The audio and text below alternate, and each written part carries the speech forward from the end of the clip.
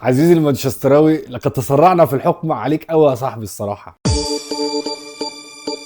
السلام عليكم ورحمه الله وبركاته. ازيكم يا جماعه؟ عاملين ايه؟ معاكم احمد الشريف من جول استوديو. الاسبوع الصراحه يعني انا مش عارف اتكلم على ايه ولا ايه. بس زي ما عودتكم قبل كده انا بحب ابدا بالماتشات السخنه جدا وبعد كده نبدا ننزل واحده واحده واحده. الاسبوع ده فيه ماتشات حماسيه جدا، منها ماتش بتاع مانشستر يونايتد وتوتنهام، وماتش بتاع مانشستر سيتي وليفربول بالتاكيد من احلى الماتشات اللي اتلعبت في السيزون ده في البريمير ليج الصراحه. كل اسبوع بيقابلني ماتش وببقى فاكر ان هو ايه احلى ماتش اتلعب. بس الصراحه لحد دلوقتي الماتش اللي اتلعب الاخير بتاع مانشستر سيتي وليفربول اللي لسه ملعوب ده بالنسبه لي احلى ماتش في الموسم كله، سواء في كل الدوريات. بجد والله انا استمتعت جدا بالفرجه عليه، وفي كام حاجه كده محتاجين نتكلم عليها يعني. وطبعا الماتش بتاع ارسنال وساندرلاند، وماتش برضه هنتكلم في الاخر على ماتش بتاع ريال مدريد. خلينا نبدا من ماتش الاهم بالنسبه لي واحلى ماتش في الموسم زي ما كنت بتكلم معاكم، ماتش ليفربول ومانشستر سيتي اللي اتلعب في الانفيلد. انا هتكلم بكل صراحه ومش هبقى منحاز لاي فرقه عشان خاطر كلامي بيزعل ناس كتير. انا هقول وجهه نظري وانتوا حرين بقى يا باشا، دبشوا في بعض زي ما انتوا عايزين، ماليش دعوه. انا شايف ان مانشستر سيتي نزلت الشوط الاولاني، نزلت ماسكه الشوط. جوارديولا نزل، مانشستر دعكت ليفربول الشوط الاولاني، مسكتها حرفيا دعكتها بمعنى الجمله. جوارديولا ذكي جدا، قدر يستغل الغيابات وقدر يقفل حته مفاتيح لعب الاطراف بتاعت ليفربول. نازل بالاول بايت نوري باك ليفت، ونازل بقصاده اوريلي، نازل باثنين مع بعض في الجبهه دي على الشمال عشان يقفلوا خطوره صلاح نهائي وسوبوسلاي، لان سوبوسلاي كان بيلعب باك رايت وقدامه محمد صلاح، فاكيد الجبهه بتاعت ليفربول على اليمين دي جبهه تقيله جدا. فهو جوارديولا ذكي جدا ان هو ينزل له باثنين عناصر شباب، واثنين بيقدروا يرجعوا ورا، يعني بيدافعوا ويهاجموا، مش حته ان هم بيكسروا كده. فهو جوارديولا كان ذكي جدا في الحته دي الصراحه، وقدر يمسك الشوط الاول يقفله ضبه ومفتاح يا باشا من الاخر على ارن سلوت وعلى ليفربول. والصراحه مانشستر دعكت بمعنى الجمله ليفربول الشوط الاول. حتى الشوط الثاني لما اتلعب، طبعا الصراحه كان ليفربول بدات تمسك كوره وبدات يبقى في لعب شويه وبدات تعمل فرص وبدات تستفيد بكام كوره كده. بس ايه ده؟ ايه المتعه اللي احنا اتفرجنا عليها دي؟ ايه الجون سوبوسلاي الصاروخ ده؟ فكرني كده بريحه من الاجوان بتاعت روبرتو كارلوس. طبعا مش هيجي زيه طبعا يعني، بس يعني ايه، قريب يعني. الصراحه الفاول اتلعب حلو جدا. اي نعم، مانشستر سيتي كانت يعني نقدر نقول ايه، مستدفها الفاول وما وقفتش بالحيطه كامله، وقفت باتنين بس في الحيطه.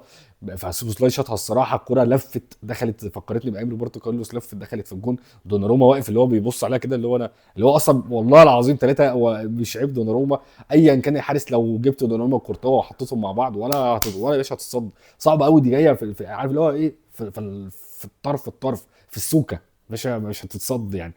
سوبوسلاي شاطر حلو على فكره. سوبوسلاي بيثبت نفسه كل ماتش، وبيثبت نفسه حته الكور الثابته بالذات.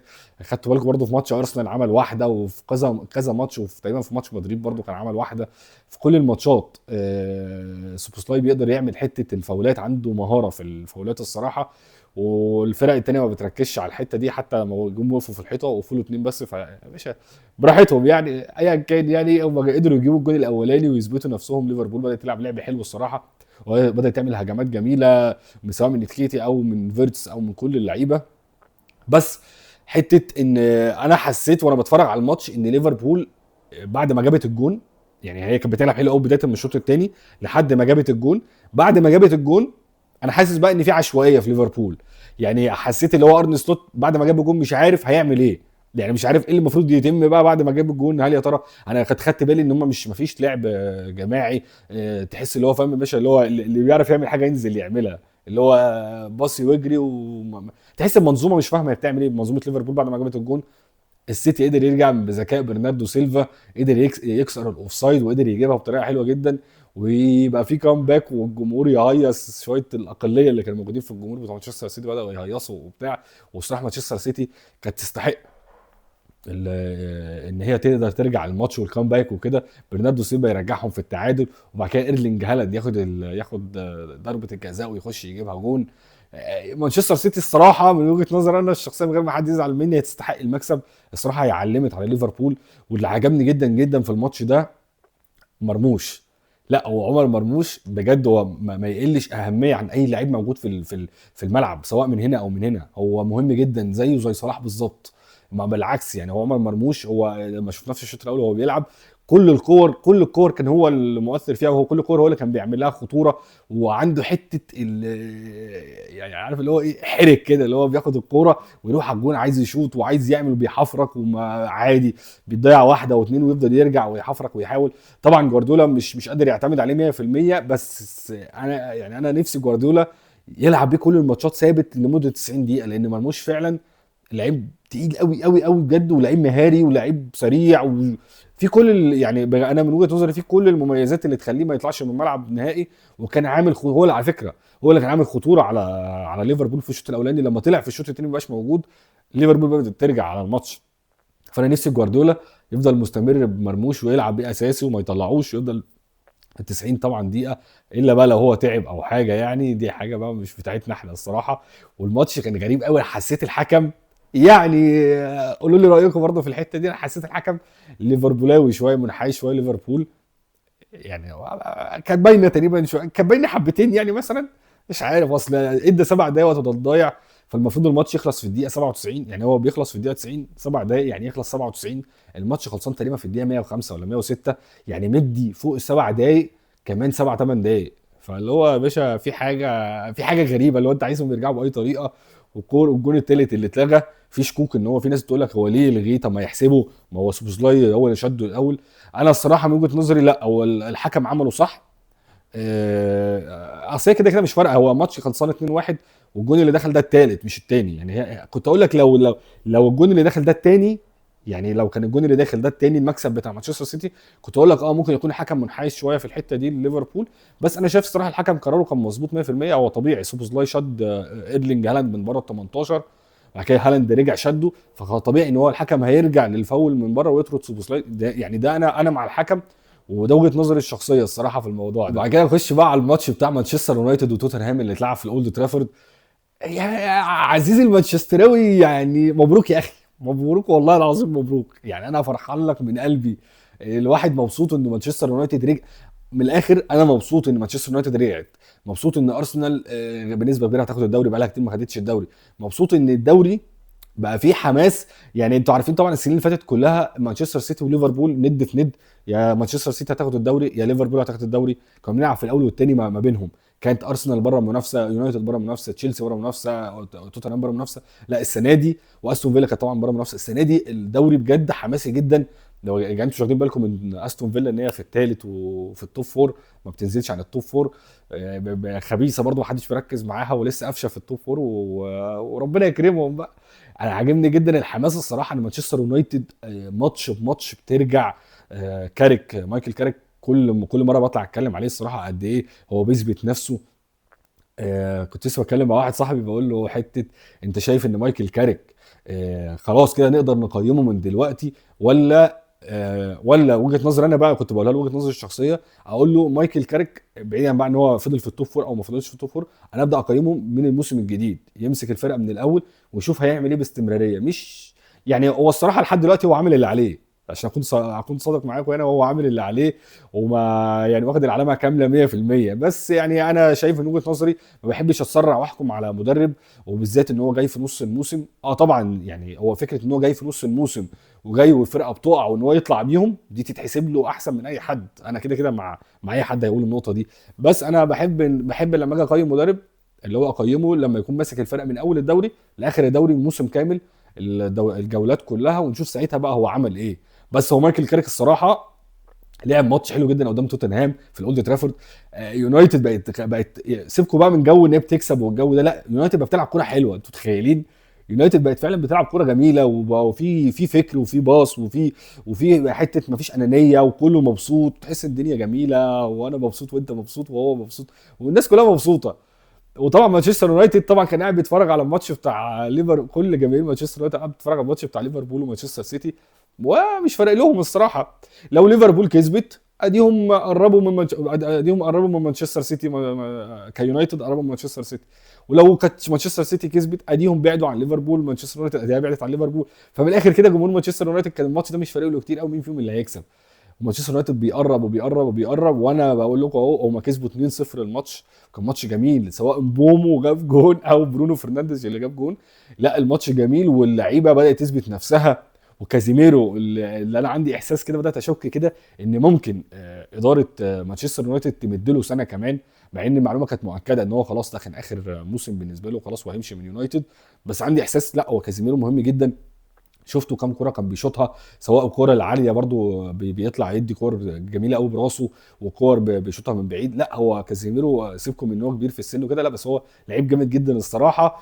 ومانشستر يونايتد بدأت تطلع تطلع تطلع، وربنا يكرمها كده ويبقى الدوري يولع نار. وارسنال طبعا اللي كسبت ساندرلاند 3-0، مفيش كلام كتير يتقال على الماتش ده الصراحة. ارتيتا كل برضه مره بيثبت نفسه، وارسنال كل شويه بتقرب قرب قرب للصداره. الفرق مش كبير الصراحه ما بينها وما بين السيتي بعد ما السيتي كسبت.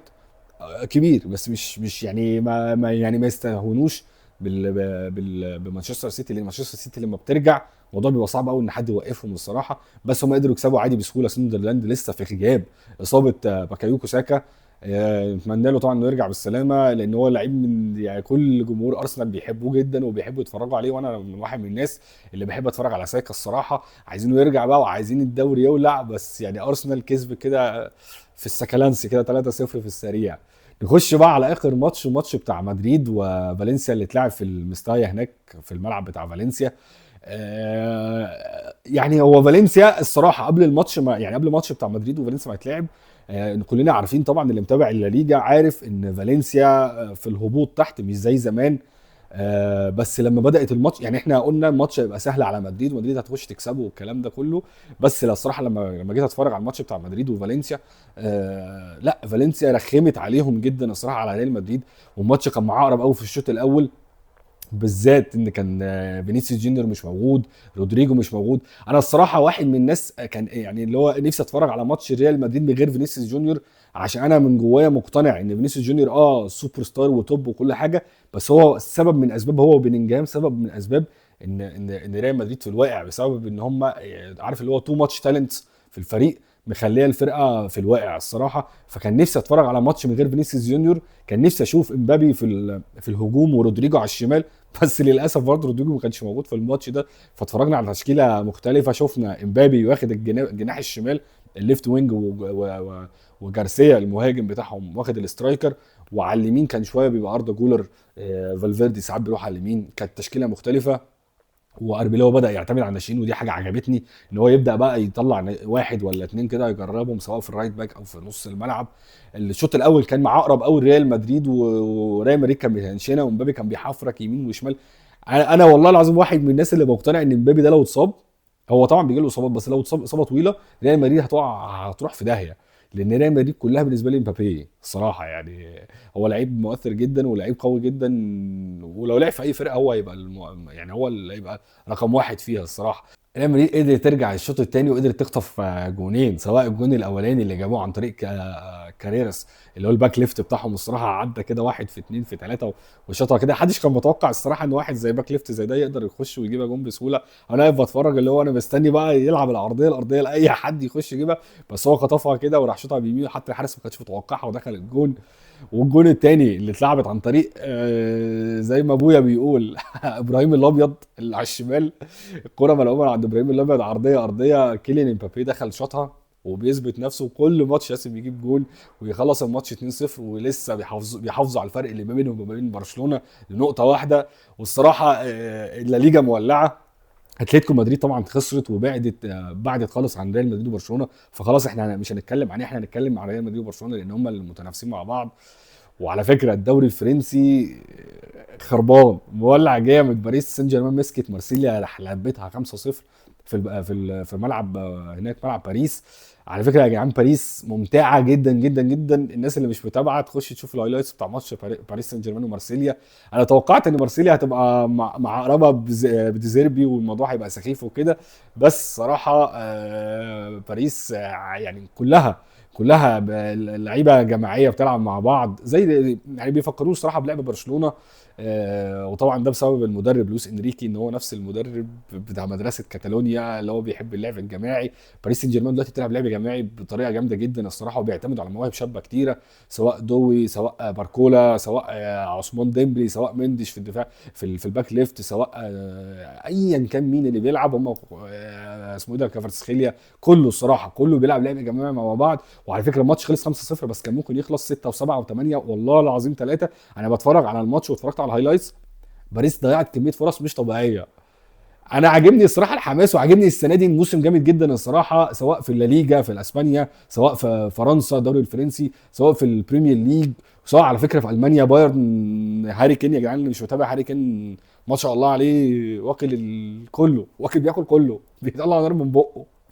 بس كده، ده كان الفيديو بتاع النهارده، يا رب يكون الفيديو عجبكم. ما تنسوش تعملوا سبسكرايب ولايك وشير، واتمنى تقولوا لي كومنتس، تقولوا لي رايكم ايه في الماتشات اللي فاتت، وقولوا لي رايكم في الدوريات اللي بتحصل، سواء الانجليزي او الاسباني او الفرنسي او الالماني او كله. واحب ان شاء الله نعمل فيديوهات تانية وتعجبكم ان شاء الله اللي جاي اكتر، ويبقى احسن مع بعض ان شاء الله. اشوفكم في فيديو جديد، سلام.